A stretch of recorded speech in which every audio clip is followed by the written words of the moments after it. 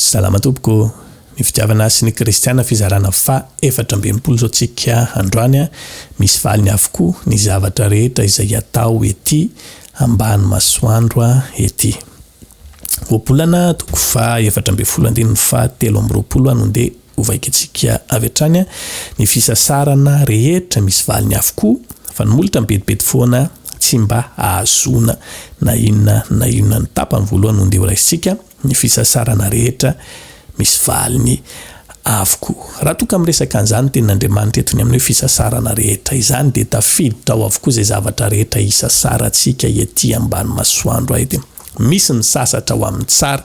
misy misasatra ho amin'ny ratsy fotsiny ihany, misy ny miezaka mba mamafy fihavanana, mamafy fifankatiavana, mba mamafy zavatsoa ny fiarahamonina ho an'ny fianakaviana. Misy kosa zay miezaka ny mamafy fifankahalana, ady maro isan-karazany, fifandroritana sy ny sisa. Ireny rehetrarehetra ireny de tahaka ny hoe asa izay ataontsika avokoa, ka rehefa zavatra nisasarantsika izay de fantaroary fa tsy maintsy andraisantsika tambiny na koa hoe valiny. Matetika ny zavamisy de tahaka an'ity ambaran'ny mpanao salamo ao amin'ny 7:1-3 teny fankalana no nanotidinany ary niady tamiko tsy ahoana izy, ny fitiavako de valiny fandrafina, fa izao kosa de mivavaka ny soa nataoko no valiny ratsy, ary ny fitiavako no valiny fankalana. Matetika de zay tokoa ny zavamisy eny anivon'ny fiarahamonina eny isika miezaka ny mamafy zavatra tsara, isika miezaka ny mamboly fiarahamonina tsara, mba manampy olona amina zavatra rehetra, amina torohevitra, ndraindray tsika manampy an'ilay olona arabola mihitsy, manampy amina zavatra rehetra zay fanampiana azo sika atao, kanefa inona ny valiny avaliny atsika am'izany fankahalana. Ady isika indray no fosaina etsere reny olona tsy ahoana, olona ratsy lony reny, olona tsy mba azo ataon'iny reny, tsy mba olona azo mampresansy, isika indray no aratsiny. De ndraindray tootry malahelo ny fotsika ary to tahaka ny te hiteny mihitsy tsika ny aminy hoe andaoko mba ianarana mihitsy zany lay toetra, maninona mora valina am'izay zavatra ataon'izay koa izy, maninona mora mba samy manao an'izany efa samy ratsy ihany. Zavatra fafony devoly ety amin'ny fiarahamonina zany mba hahatonga ny olona hiala tanteraka amin'ny fanarahana ny tsara, satria maninona tokoa ny zavamisy ety ambony tany ety de tahaka ny fahitany asafa ny fiainany tamin'ny fotoanandrony saika ny blasitra mihitsy ny tongony rehefa nahita ny ratsy fananambinina. Zany tokoa ny zavamisy satria tahaka ny tolay olona ratsy fanahy, ilay olona totra manao zavatra tsy manjary, mifosa ny fiainatsika, manao fanenjehana maro isan-karazany, manao zay aminganana atsika amin'ny zavatra rehetra atao. Ndraindray tahaka ny to ireny olona manao an'ireny totra misosa tsara ny fiainany, fa ho an'ny olona izay mba miezaka ny manao zavatra tsara, manaraka ny fahamarinana, mba mandala tsara an'ilay fihavana, tahaka ny to tsy tafavoaka mihitsy fa de sahirana amin'ny zavatra rehetrarehetra atao. Ndraindray kivitsika amin'izany rehetrarehetra zany. Izay ampahirezana atsika amin'ny tian'io ity de tsotra ihany, ninona zavatra izay ataontsika tsy maintsy andraisantsika tambiny avokoa. Tenin'Andriamanitra ao amin'ny obolana toko 2:7-7 de manambara fa ny olona mamindra fo de mahasoa ny tenany, fa ny lozabe de todin'ny alo zany. Ny ratsy fanahy de mahazo valiny tsy mahasoa, fa izay mamafy fahamarinana no mahazo izay tena tambiny tokoa. Ny tena fahamarinana de mamantana any amin'ny fiainana, fa izay fatra-panaraka ny ratsy de hiara-ny fahafatesana. Mety tsy hivaly androany ny zavatra misy io, mety tsy hivaly androany tokoa i zavatra izay ataonao amin'ny olona zay ankalainao io.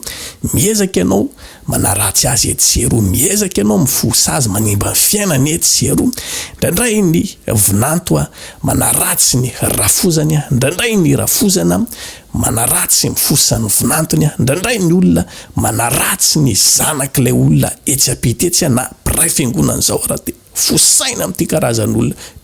Tsy hitanareo ngade ataon'ny zanany, zaza matitra tsisy ilavana azy, zaza zavatra ny ray aman-dreny mba miseho mpivavaka nefa zao ny zavatra ataony. Izay ambara amin'ny tenin'Andriamanitra amintsika amin'ny tian'io ety tsy de tsara loatra tompoko ny amin'izay zavatra ataontsika izay, satria maninona izay zavatra ataontsika io kay na tsara na ratsy izay zavatra nisasaratsika rehetra io kay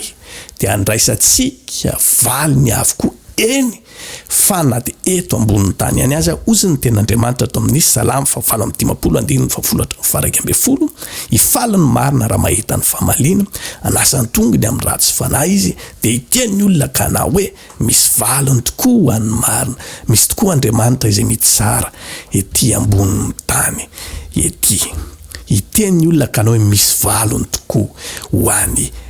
marina mety tsy mivaly androany ny zavatra ataontsika io mety tsy mivaly rapitso fa mety ho afaka herinandro mety ho afaka herintaona ka izay zavatra tiana hisariana ny saintsika ndaontsika mba hiandry le valiny tsara izay zavatra nataontsika aza mieritreritra ka hoe efa firy taona zay nanenjehako azy ireny toatrany tsy nisy valiny ihany mandrakitiny androany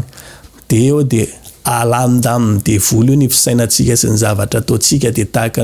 tsy mahita ninina sy ny sisa fantaro fa na herinandro na ho 1 taona na ho 10 taona rehefa tsy valy androany de tsy maintsy valy rapitso noho izany aza de sika hiezaka ny anao ny tsara mba handraisatsika ilay valipity avy amin'Andriamanitra rehefa tsara mantson'izany zavatra ataontsika de hivaly tsara fa raha toka zavatra ratsy de aza gaga ianao fa amin'ny fotoana izay tsy ampozinao mihitsy amin'ny fotoana izay tsy ampozinao indrindra no isehoan'ilay izy aminao hivalian'ilay izy aminao ka rehefa mivaly ny zavatra rehefa misy zavatra tojo eo amin'ny fiainanao ny réflexion voalohany izay tokony anananao de tsotra ihany inona moa ny zavatra nataoko teo amin'ny fiainako sao de nanao an'ity zavatra ity tamin'olonako ka tambon'ilay zavatra nisasarako ity zavatra miseho amin'ny fiainako ity raha toka ao anatin'izany ny toerana misy atsika de mitarika atsika ny ten'Andriamanitra mba hibebaka raha toka hibebaka tsika ka vonona ny ala amin'izany de tsy hanome lamosina atsika akory Andriamanitra ka ianao efa tena potika tanteraka ny aminao tsisy ilako an'izany fibebahanao rehefa mbola mahatsiaro saintsika ka mibebaka tsika ndaontsika hibebaka de hiverina hitodika amin'Andriamanitra andeha amafy zavatra tsara amin'izay manomboka izao satria maninona izay zavatra rehetra atao ety ambonin'ny tany ety de tsy maintsy andraisana valiny avokoa. Samiaro ho tain'Andriamanitra veloma tompoko.